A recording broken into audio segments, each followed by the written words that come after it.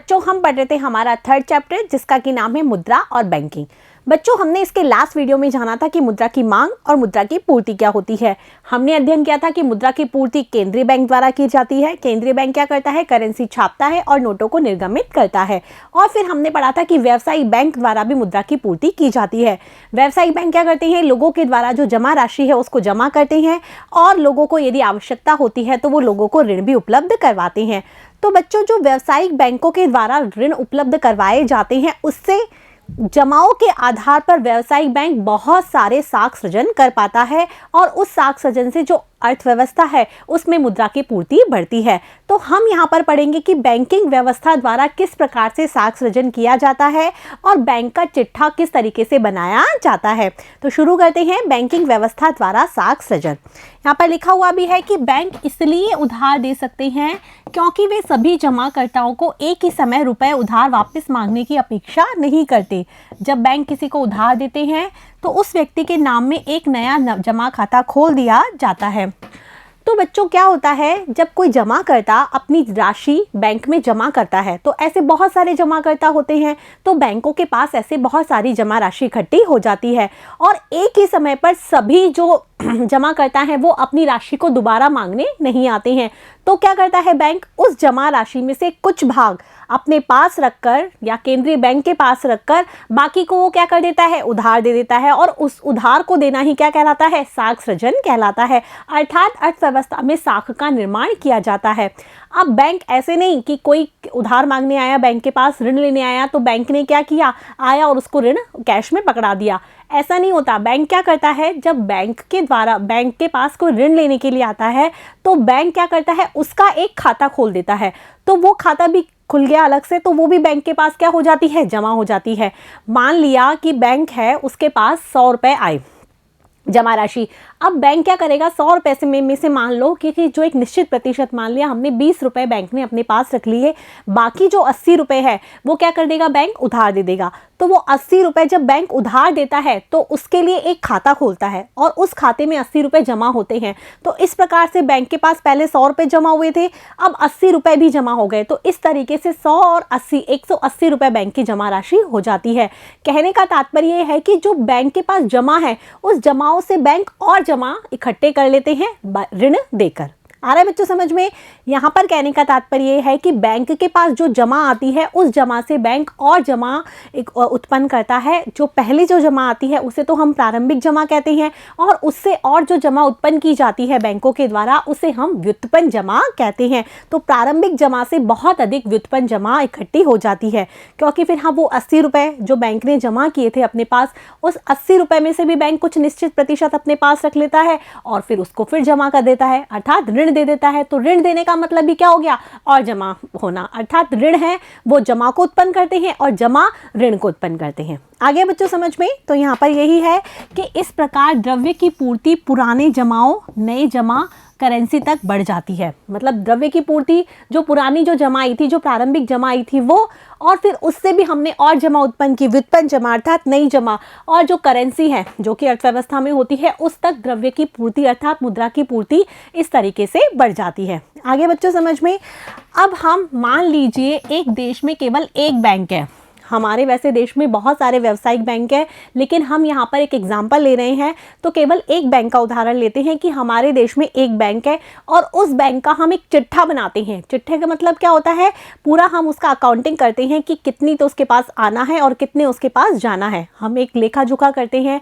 आपने देखा होगा कि एक दुकानदार होता है, उसके पास एक चिट्ठा होता है जिसमें वो लिखता है कि उसको कितना तो देना है और कितना उसको लेना है। इसी प्रकार से जो बैंक है वो उसका भी एक क्या होता है, चिट्ठा होता है, जिसमें कि वो अकाउंटिंग होती है, जिसमें कि वो लेखा जोखा करता है कि कितना तो बैंक को देना है और कितना बैंक को लेना है। तो हम यहाँ पर एक बैंक है, काल्पनिक बैंक है, उसका एक वित्तीय चिट्ठा तैयार करते हैं।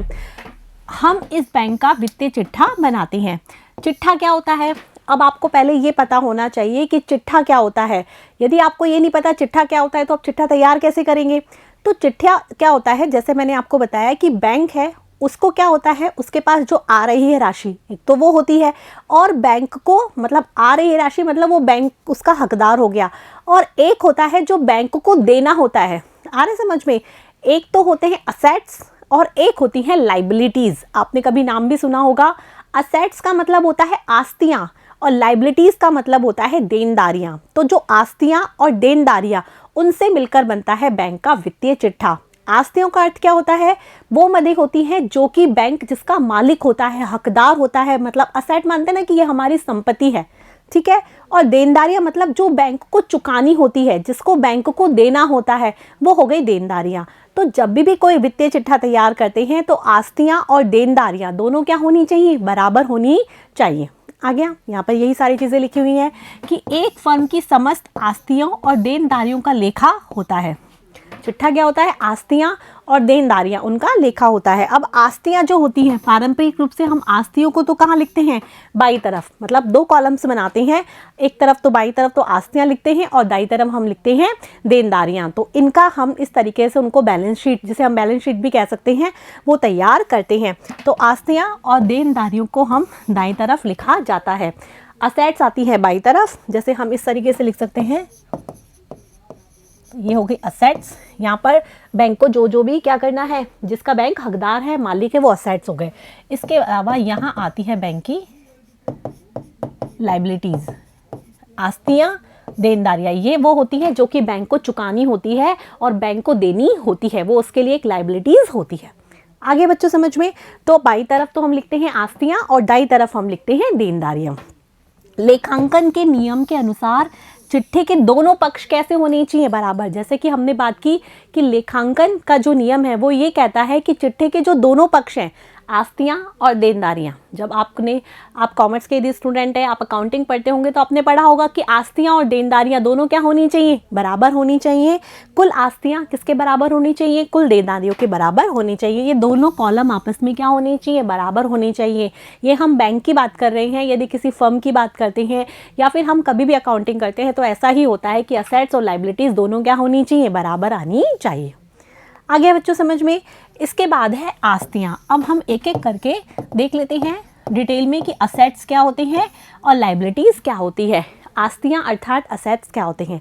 जैसे कि मैंने आपको बताया कि आस्तियाँ वे मदे होती हैं जिसका बैंक मालिक होता है, हकदार होता है, ठीक है, वो क्या होती हैं? आस्तियाँ। जैसे कि हमें बताएं कि बैंक है, उसके पास क्या आ रहे हैं? जो कोष जमा हो रहे हैं, उसका बैंक क्या होता है? मालिक होता है, क्योंकि बैंक के पास वो आ रहे हैं, ठीक है। इसके अलावा बैंक क्या करता है? ऋण भी देता है। जो कोष उसके पास जमा हो गए, उस जमा में से वो ऋण देता है, तो उस ऋण का, क्योंकि वो ऋण उसके पास ही आएंगे, वो ऋण उसने अपने पास से दिए हैं, तो उस ऋण का भी बैंक क्या होता है? मालिक होता है।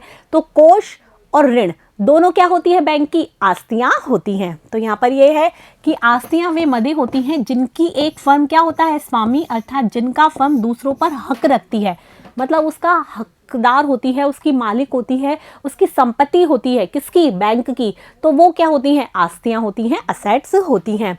बैंक के संदर्भ में जैसे कि भवन है, फर्नीचर है आदि के अतिरिक्त जनता को दिए गए ऋण भी क्या होती है? बैंक की आस्तियाँ होती हैं। जो बैंक है उसका खुद का एक भवन है, बैंक के पास उसका फर्नीचर है, ठीक है। इसके अलावा वो जनता को जो ऋण देती है, क्योंकि जनता को उसने ऋण दे दिए, उस ऋण को बैंक को वापस वसूलना है, अर्थात वो बैंक की क्या है? संपत्ति है, वो ऋण उसने अपने पास से दिए हैं, तो ऋण भी क्या होते हैं? बैंक की आस्तियाँ होती हैं।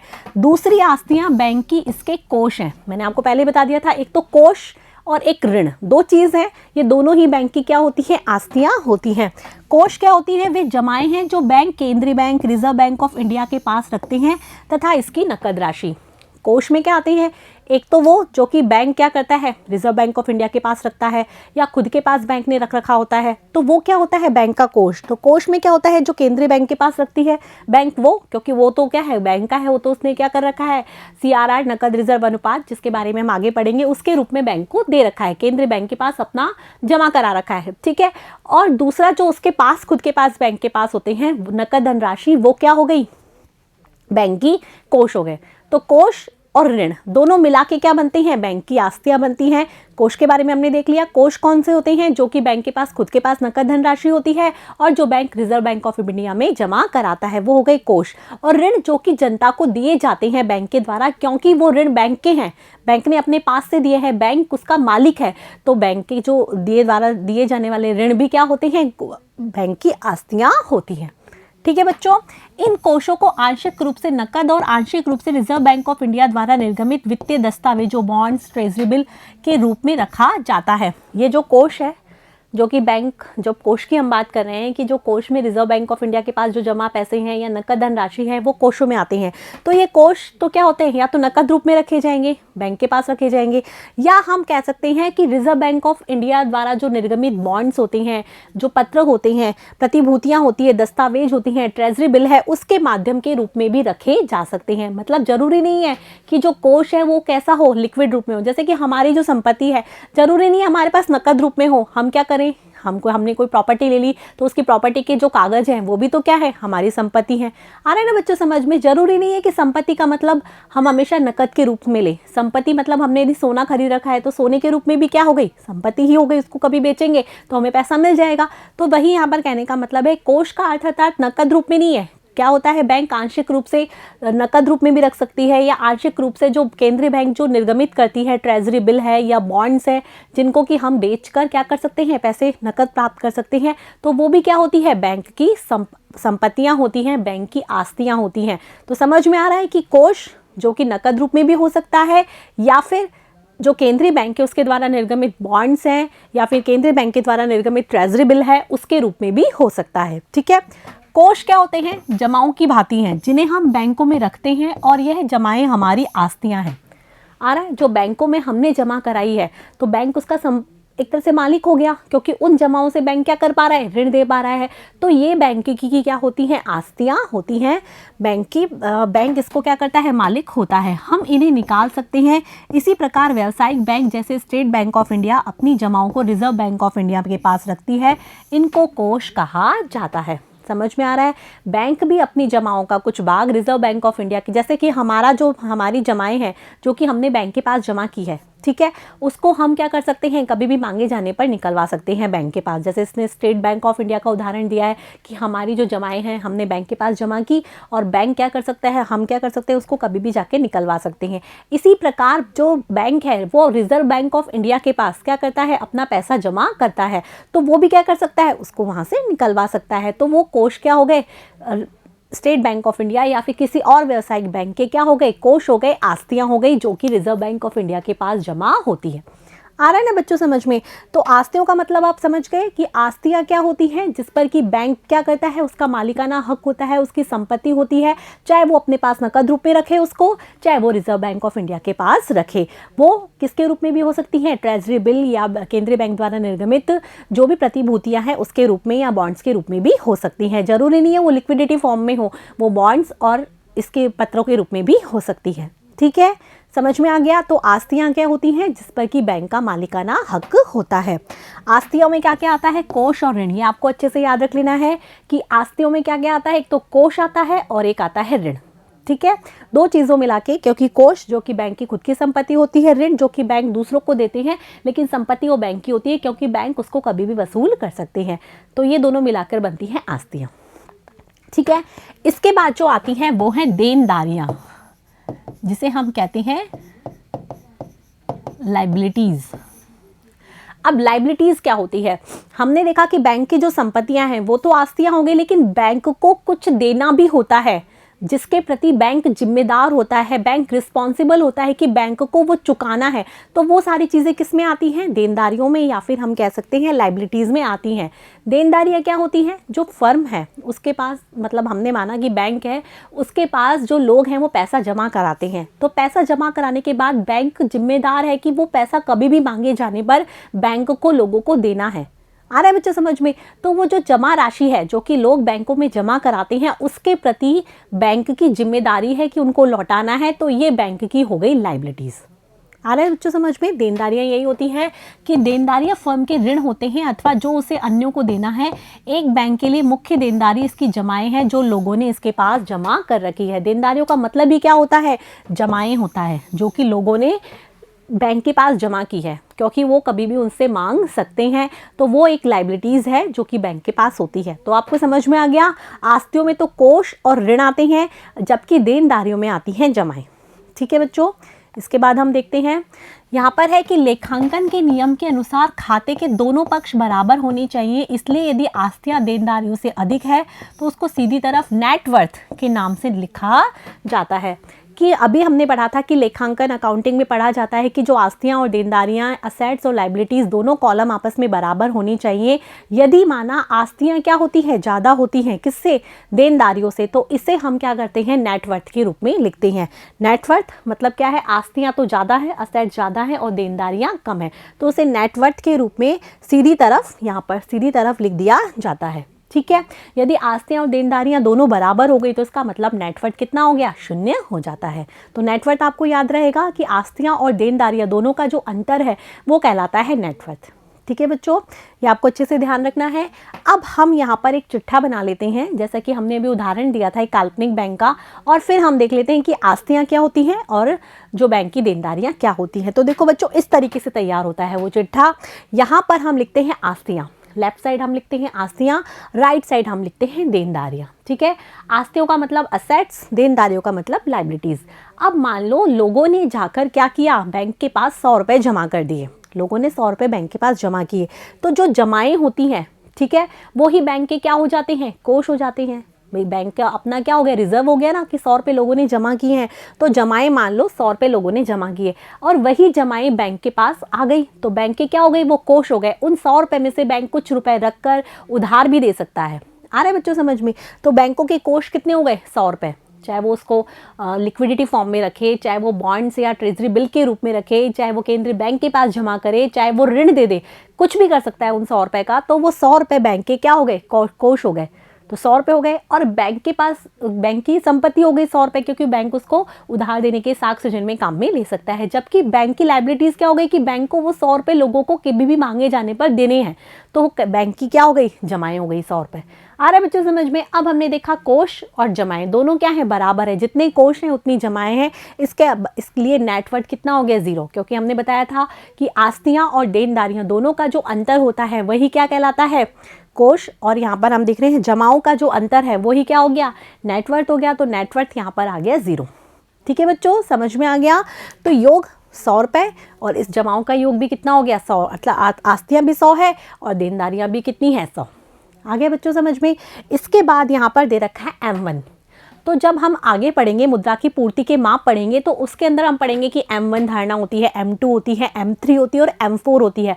तो हम वहाँ पढ़ेंगे कि M1 धारणा क्या होती है। तो M1 धारणा मतलब क्या होती है कि करेंसी कितनी है हमारे पास और जमाएं कितनी है, मांग जमा जो होती है वो कितनी है। तो हम यहाँ देख रहे हैं कि करेंसी तो कुछ भी नहीं है। करेंसी मतलब द्रव्य जो मुद्रा है, नकद रूप में लोगों के पास कितनी मुद्रा है, तो यहाँ पर ऐसा कुछ भी नहीं है। यहाँ पर केवल जो 100 रुपये है वो क्या हुए, बैंक में जमा हुए हैं। तो करेंसी कितनी हो गई, 0, और जमाएं कितनी हो गई, 100 रुपये। 100 रुपये जमा हुई है ना, इसीलिए। तो M1 मुद्रा कितनी हो गई, 100। आगे बच्चों समझ में? अभी M1, M2 और M3, M4 के बारे में हम डिटेल में जानेंगे कि ये मुद्रा की पूर्ति के कौन कौन से माप होते हैं। मुद्रा की पूर्ति, जैसा कि हमने लास्ट वीडियो में पढ़ा था कि अर्थव्यवस्था में कितनी जो मुद्रा है वो चलन में है, वो क्या होती है, मुद्रा पूर्ति, जो कि किसके द्वारा की जाती है, केंद्रीय बैंक के द्वारा और व्यावसायिक बैंक के द्वारा मुद्रा की पूर्ति की जाती है। तो यहाँ हम मुद्रा की पूर्ति का जो पहला माप है M1 हम देख रहे हैं, जिसमें आती है करेंसी और मांग जमा। तो करेंसी कितनी है, कुछ भी नहीं है अभी चलन में, अकॉर्डिंग टू ये जो चिट्ठा बनाया है उसके हिसाब से, लेकिन 0 रुपये तो क्या हो गई करेंसी। और जमाएं, जैसे कि हमने देखा बैंकों में 100 रुपये जमा हुए हैं तो 100 हो गई, इसलिए M1 जो मुद्रा का माप है वो कितना आ गया, 100 आ गया। आगे बच्चों समझ में? तो ये था कि बैंकिंग व्यवस्था द्वारा किस प्रकार से साख सृजन किया जाता है, जिसका हमने एक चिट्ठा तैयार किया है। अब हम देखेंगे कि जो साख सृजन है उसकी प्रक्रिया किस प्रकार से चलती है और किस तरीके से मुद्रा गुणक है जो कार्य करता है। इसके बारे में हम जानेंगे नेक्स्ट वीडियो में। तब तक के लिए आप मेरे साथ बने रहिए, पढ़ते रहिए, बढ़ते रहिए। Thank you.